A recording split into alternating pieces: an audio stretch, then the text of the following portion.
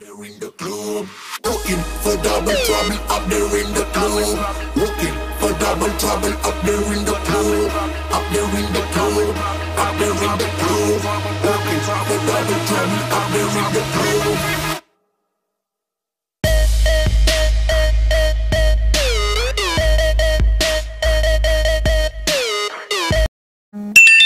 Salutare toată lumea, sunt George și bine v-am găsit la al doilea episod de Minecraft Pocket Edition.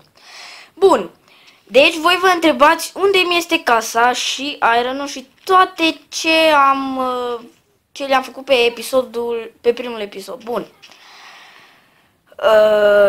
Nu știu ce a avut jocul, mi-a apărut când intram în joc negru și l-am șters și cred că mi s-a șters în timpul ăla și mapa. Dar nu este o problemă aceasta, continuăm și atât.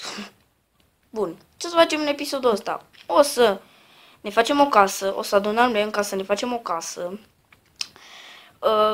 O să mergem să găsim iron.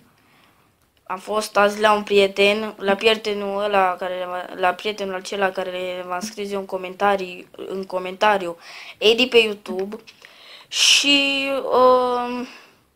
am filmat la el câteva episoade. Azi am pus primul episod, sper că v-a plăcut și să nu uitați să apăsați butonul de like la primul episod. Al doilea vreau să fie și mai, adică să aibă și mai multe vizionări. Bun, dacă o să fac 10 abonați, o să fac un episod special pe LBSG. Nu pe LBSG. O să fac un episod special cu noua versiune de la Minecraft. În 6 zile o să apară noua versiune la Minecraft. În aceasta o să pună originalul Nether Reactor, apoi cai și de toate. Deci, nu știu ce tot primesc aici mesaje. De nu mai îmi dau pace. Nu, ignorați e-mail-urile astea. Bun, și o să fie super versiunea aia și o să fac, o să ne facem o mapă pe ea, deci acela o să fie un episod special pentru 10 abonați.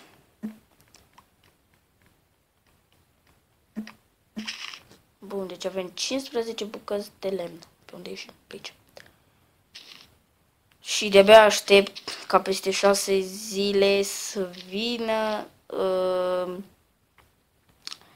vină noua versiune de Minecraft.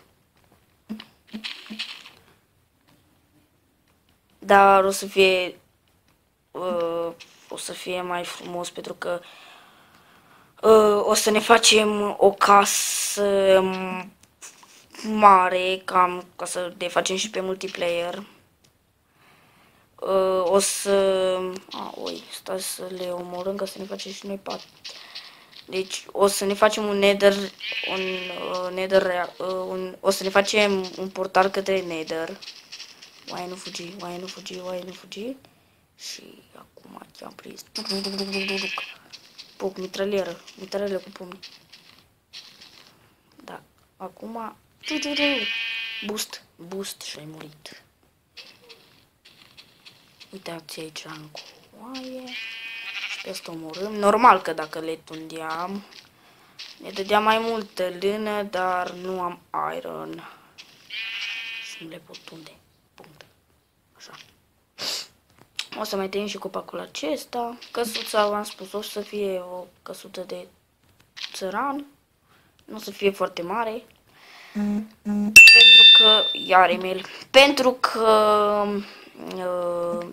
n-avem ce să facem în casă mare.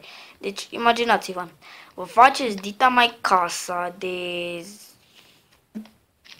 20 metri lungime și de 4, nu, vă faceți de 20 pătrățele în față, așa cum mă duc eu, și 40 în spate. Deci, ce să faceți voi cu o casă de aia? N-aveți, în primul rând, aveți nici ce să puneți în ea, pentru că în double chest în cap cam toate itemele voastre, cam tot inventarul vostru. Și dacă vă faceți o casă mare și un rând mare de chest-uri, n-aveți chiar atâtea iteme care să le băgați, doar dacă faceți pe categorii mâncare, armură și tot felul. Dar eu nu o să fac așa pe categorii. Pentru că trebuie să pun în armură, mâncare și tot felul. Știți? Adică nu, că am să pun în ele, dar nu mi sunt de folos. Pun un double chest și pun armură, o cască. N-are cum. Că am numai o cască. Bun, și o să mergem la pescuit în episodul acesta. Adică după ce ne facem casa. Am filmat 5 minute, bun. Deoarece am fost azi, cum v-am spus, la un prieten.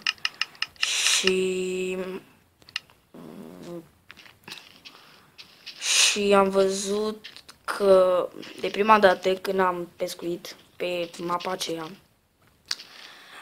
am prins niște pantaloni de lână, nu de lână, de piele de vacă. Aici iarăși mesaj de acesta. Deci le ignorăm. Inclusiv le ignorăm. Bun, și aș vrea să-mi fac asta, nu este palta asta. Mai că vine noaptea, am dificultatea activată, sper că nu. Nu. Bun. Bun. Deci dacă vreți să mă întrebați de ce am vrut să pun filmulețe pe YouTube. Păi, am văzut că toată lumea are filmulețe și am zis, stai bă, să fiu și eu în rând cu lumea și o să-mi pun și eu filmulețe.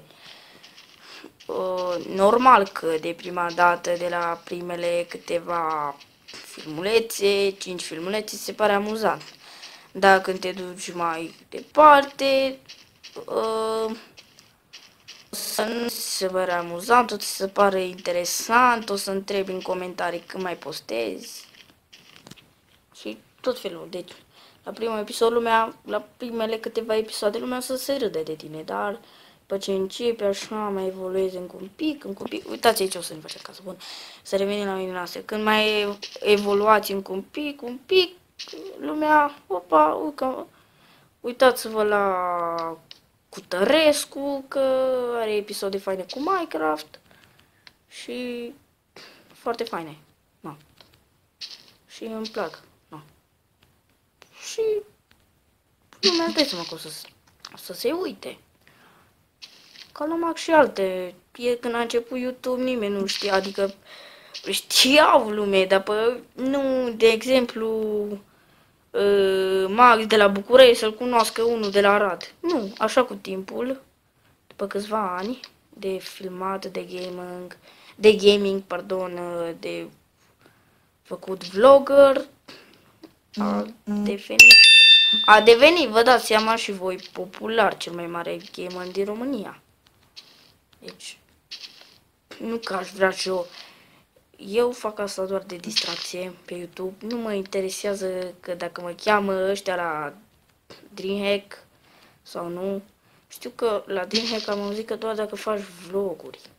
Da, nu cred. Cred că și gaming. Și nu o să fac vloguri, deoarece numele meu se numește X The Gaming. Deci o să fac doar gaming. Și mai multă serie cred că o să fie de Minecraft.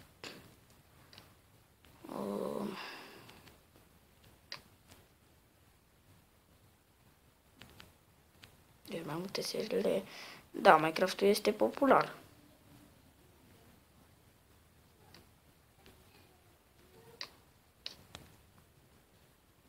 O minute. Mai avem câteva minutele. O să filmăm. Episodul ăsta o să fie până la 12 minute. Și de la primul episod chiar m-am obișnuit cu YouTube-ul și nu. De bine să te obișnuiești. Că dacă nu-ți place... De exemplu, mie dacă nu-mi plăcea, nu făceam filmulețe. Deci nici nu-mi păsa de YouTube. Adică îmi păsa ca să mă uit la unele lucruri, cum să face portal către Nether, cum să nu știu ce, cum să nu știu ce, bun. Deci la de-alea mă uitam și eu. Dar dacă nu-mi păsa să fac videoclipuri, unii zic, întrebi unii oameni, ai cont pe YouTube? Îți răspunde că nu. Păi de ce? Bă, mă fac de rușine să râde lumea de mine. Bun. În primul rând la mine. Nu mă interesează că să râde lumea de mine. Pentru că mie îmi place să filmez. Filmez pentru oameni care se uită la videoclipurile mele. Mie nu trebuie să fiu cel mai tare vlogger din România ca și Max. Deci mie nu trebuie asta. Eu filmez asta de distracție. Și cum am spus, azi o să pun. Cred că o să mai adaug încă un videoclip astăzi.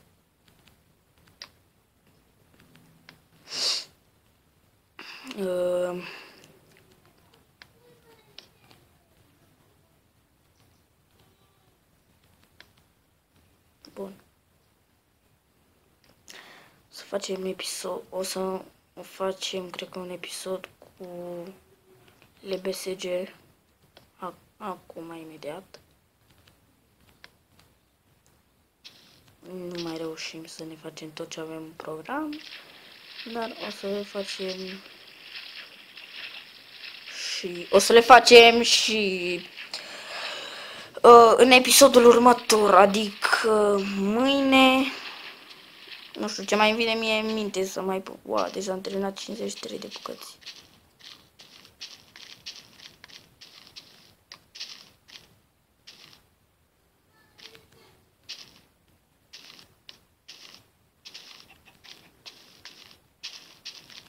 Deci următorul episod cred că o să-l fac cu